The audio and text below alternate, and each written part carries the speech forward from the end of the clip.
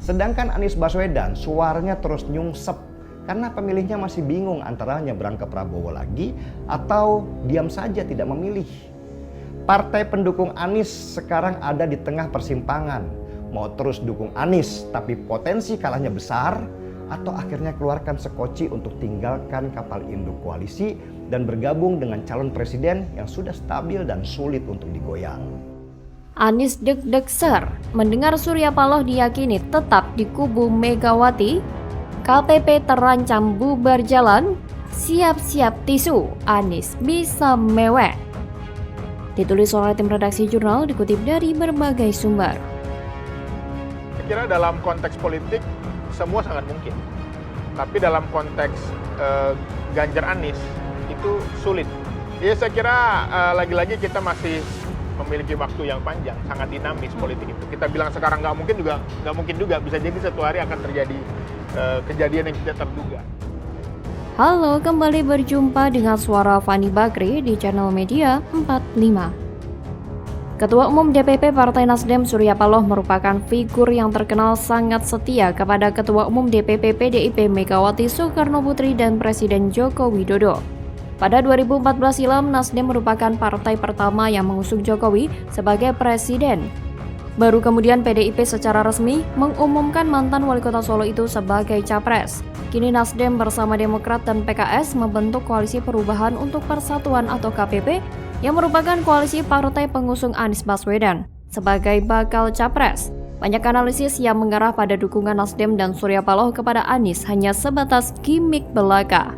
Pengamat politik sekaligus koordinator Nusa Ina Connection, Abdullah Kelrey, mengutarakan keyakinannya bahwa Surya Paloh tetap berada di kubu Megawati dan Jokowi.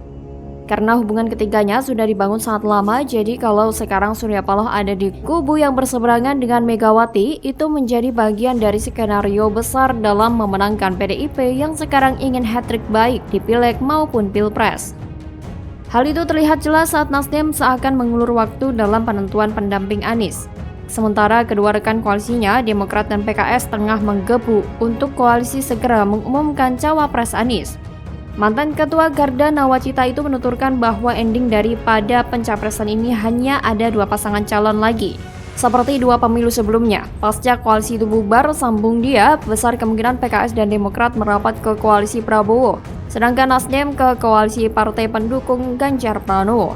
Perilaku partai politik negara ini terasa unik karena lawan dan kawan dalam sebuah event kontestasi tidak bersifat permanen. Bahkan persaingan itu hanya dianggap seleksi untuk sementara waktu, selebihnya pihak yang menang merasa wajib melibatkan lawannya untuk membentuk pemerintah. Tinggallah barisan pendukung yang gagal move on, kecewa bahwa jagoannya begitu mudah menerima tawaran lawan.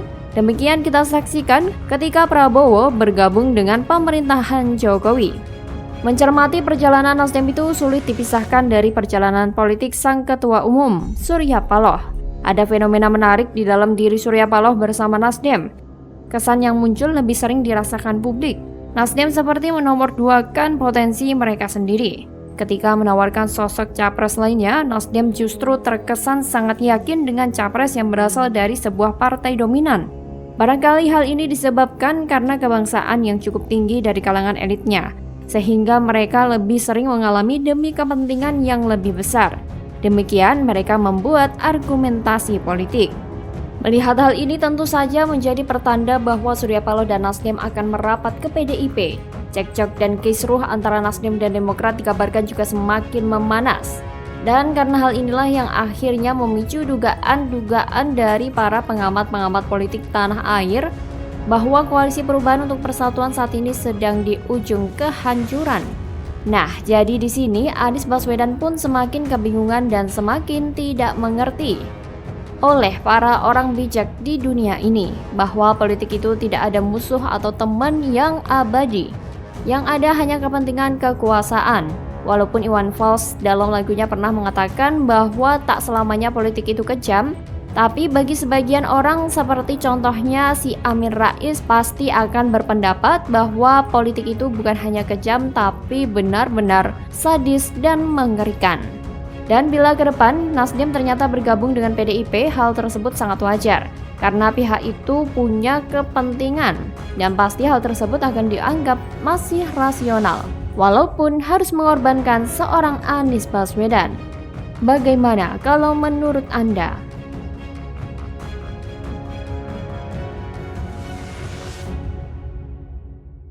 Pada titik di mana approval rating Presiden Jokowi besar, maka siapapun yang mendapatkan berkahnya Presiden Jokowi itu akan diuntungkan secara elektoral.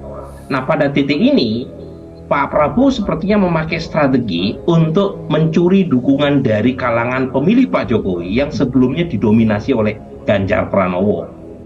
Parpol pemerintah mulai saling serang, respon Jokowi tampar muka koalisi Prabowo langsung terkapar.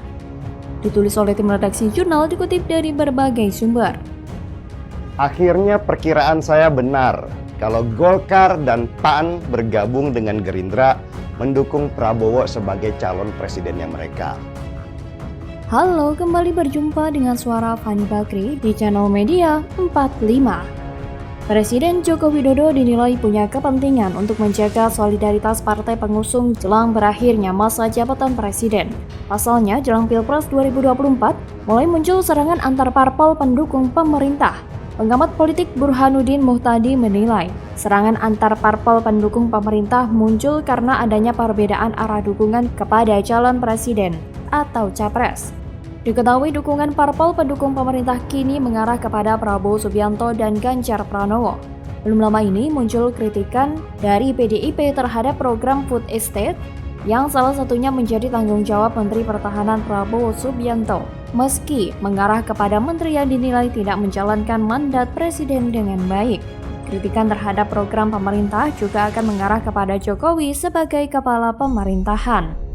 Jelang 2024, dia mengingatkan publik akan makin sering mendapati pertarungan yang merepresentasikan kepentingan elektoral. Namun, Presiden Jokowi jelas punya kepentingan untuk menjaga soliditas parpol pendukung pemerintah.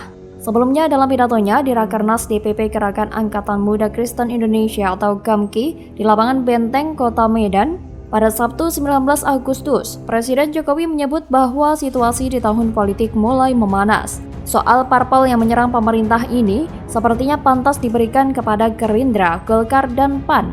Pasalnya Ketua Umum Partai Gerindra Prabowo Subianto menegaskan bahwa koalisi Partai Gerindra, Golongan Karya, Partai Amanat Nasional atau PAN, bersama dengan Partai Kebangkitan Bangsa atau PKB diisi oleh tim yang berpengalaman pada pemerintahan Presiden Joko Widodo atau Jokowi, dan juga bagian dari tim pemerintah.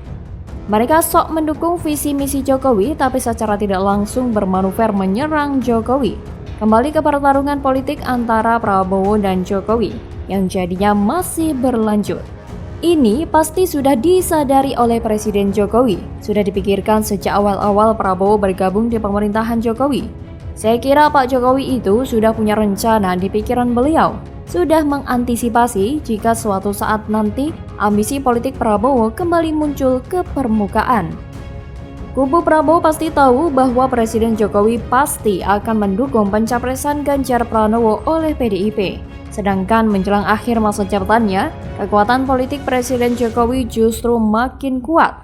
Bukannya jadi bebek lumpuh seperti yang sering digaungkan oleh Amin Rais, justru Presiden Jokowi makin kuat dan makin mendapatkan dukungan dari rakyat, sehingga bakal berimbas pada capres yang didukung oleh Jokowi di Pilpres 2024. Oleh sebab itu, kekuatan besar Jokowi inilah yang diincar oleh Prabowo untuk dimanfaatkan buat ambisi Prabowo nyapres.